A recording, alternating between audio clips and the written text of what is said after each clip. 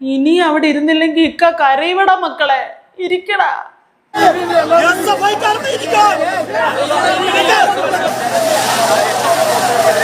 പിള്ളേരെ ആവശ്യമില്ലാതെ പിരികേറ്റി അടി കൊള്ളിച്ചിട്ട് ഒരാവശ്യവും ഇല്ലാത്ത ആവേശം തള്ളിക്കയറ്റി കൊടുത്തിട്ട് കയ്യിൽ ഒതുങ്ങാതെ വന്നപ്പോൾ ഇക്ക നിന്ന് കരയുക. അടി വാങ്ങാൻ റെഡി ആയിട്ട് നിൽക്കുന്ന പിള്ളേരുടെ അടുത്ത് ഇരിക്കടാ, കിടക്കടാ, നിൽക്കടാ, ഓടടാ എന്നൊക്കെ പറഞ്ഞ് അവർ ചെവിക്കൊള്ളുവോ ഇക്ക?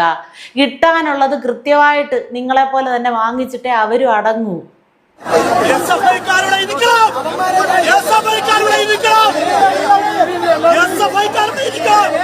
എക്സ്ക്യൂസ് മീ, സിറ്റേ ഡൗണിനടാ എല്ലാവരും എന്ന് ഇംഗ്ലീഷിൽ അങ്ങോട്ട് വെച്ച് കാച്ചു മുതലാളി.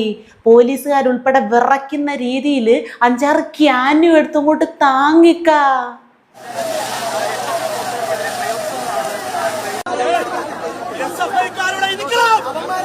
കൊടി മാത്രം കൈ വെച്ചാൽ മതി, ബാക്കി എല്ലാം ഇക്ക ഏറ്റെന്നും പറഞ്ഞ് വിളിച്ചോണ്ട് വന്നതാ കുഞ്ഞുങ്ങളെ. ഏതായാലും വന്ന സ്ഥിതിക്ക് എല്ലാം വാങ്ങിച്ചോണ്ട് പോ മക്കളെ. കൈയും വെട്ടും കാലും വെട്ടും എല്ലാം വെട്ടും എന്നൊക്കെ പിള്ളേർ കുത്തിയിരുന്ന് പറയുന്നത് കണ്ടിട്ട് സഹതാപം തോന്നുക. മൂലത്തിലെ മഞ്ഞൾ മാറാത്ത കൊച്ചുങ്ങളെയും വിളിച്ച് ആവശ്യമില്ലാത്ത വാഗ്ദാനങ്ങൾ കൊടുത്ത് സർക്കാരിൻ്റെ കുറേ വെള്ളവും ചെലവാക്കി. അവസാനം അടി വീണപ്പോൾ ഇക്ക അങ്ങ് മുങ്ങി. അങ്ങ് ദൂരെ മാറി നിന്ന് ആ റഹീമിക്ക സംഘർഷം നിയന്ത്രിച്ചത് അതൊന്ന് കാണേണ്ടതായിരുന്നു.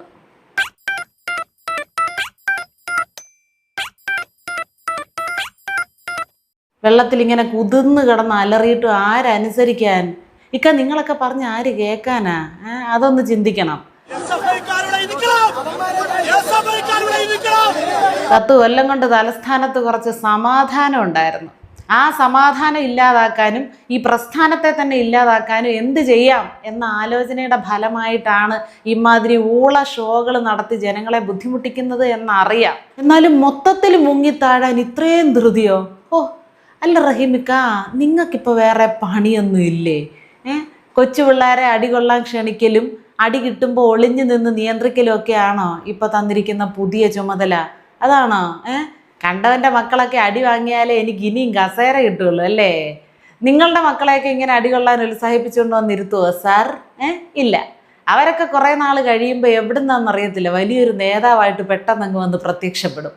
അടി കൊണ്ട് തോലുരിഞ്ഞവന്മാരാരായി? അതായി. എൻ്റെ പൊന്നു പിള്ളേരെ ഇവരുടെയൊക്കെ പുറകെ നടന്ന് കിട്ടിയ നല്ല ശരീരം വെറുതെ കേടാക്കാതെ വല്ലതും പഠിച്ച് വല്ല നിലയിലും എത്താൻ നോക്ക്. ഏതായാലും ഒരു കാര്യം ഉറപ്പാണ്, ഇവർ ഭരണപക്ഷത്തിരുന്നാലും പ്രതിപക്ഷത്തിരുന്നാലും ജനങ്ങൾക്ക് ബുദ്ധിമുട്ട് ഉറപ്പ്. ജനങ്ങളെ ബുദ്ധിമുട്ടിക്കാൻ ഇവരല്ലാതെ വേറെ ആര്?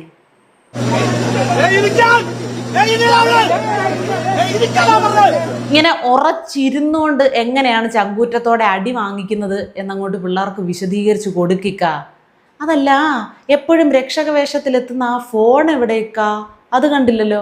അതെടുത്ത് തോണ്ടി ഒരു ഇംഗ്ലീഷ് പ്രതിഷേധം അങ്ങോട്ട് വെച്ച് കാച്ച്. ആദ്യം ആ ജലപീരങ്കിയിൽ നിന്ന് രക്ഷപ്പെടണമെങ്കിൽ പോലീസിനോട് ചോദിക്കേണ്ട എന്താന്ന് പറഞ്ഞുതരാം. Can you the water of A police? അതങ്ങോട്ട് ചോദിക്കണ. കറക്റ്റാണ്, തട്ടിക്കോ. അണ്ണൻ്റെ ഇംഗ്ലീഷ് കൊണ്ട് കുറേ പ്രയോജനമുണ്ട്. അത് കേട്ട് കുറേ പോലീസുകാർ പേടിച്ചോടും, കുറേ പേരുടെ ബോധം പോകും, ബാക്കിയുള്ളവർ ഒന്നും മിണ്ടാനാകാതെ നിശ്ചലാവസ്ഥയിലായി പോകും. ആ നേരം കൊണ്ട് ഓടി രക്ഷപ്പെടുകയെങ്കിലും ചെയ്യാം. അതല്ല ഞാൻ ആലോചിക്കുന്നത്, ഈ പുരാതന കലാപരിപാടി ഇത്രയും വൈകിയത് എന്താണെന്നാ. സാധാരണഗതിയിൽ തോറ്റതിൻ്റെ പിറ്റേ ദിവസം തിരുവനന്തപുരം കത്തിക്കേണ്ടതാണ്.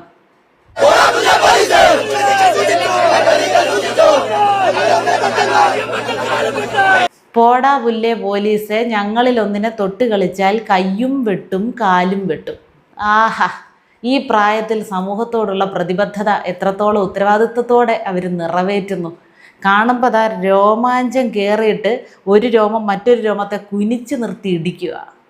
പഠിച്ച് രക്ഷപ്പെട്ട് വീടിനും നാടിനും തണലാകേണ്ട ഒരു കൂട്ടം യുവാക്കളിൽ അക്രമവാസന സന്നിവേശിപ്പിക്കുന്ന കാഴ്ച.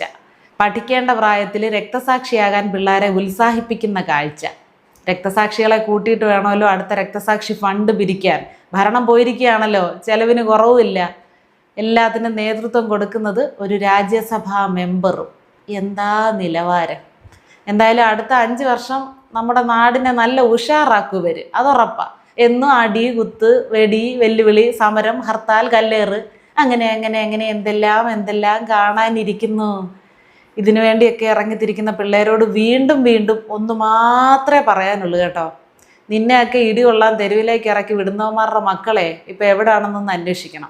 അവർ സ്വദേശത്തും വിദേശത്തും ഒക്കെ ആയിട്ട് സുഖസുന്ദരമായിട്ട് പഠിക്കുകയാണ് ഭാവിക്ക് വേണ്ടി. അവരുടെയൊക്കെ ജീവിതം സേഫ് ആക്കുകയാണ് അവർ. സേഫാണ്. നീയൊക്കെ ഈ തല്ലും കൂടി പോലീസ് കേസുമായിട്ട് ഒരു വിദേശ രാജ്യത്ത് പോകാൻ പോലുള്ള അവസരം ഇല്ലാതെ പഠിത്തവും നശിച്ച് തേരാപ്പാര വെറുതെ ഇങ്ങനെ അലയുക മാത്രമേ ഉള്ളൂ. അതേ ഉള്ളൂ മിച്ചം.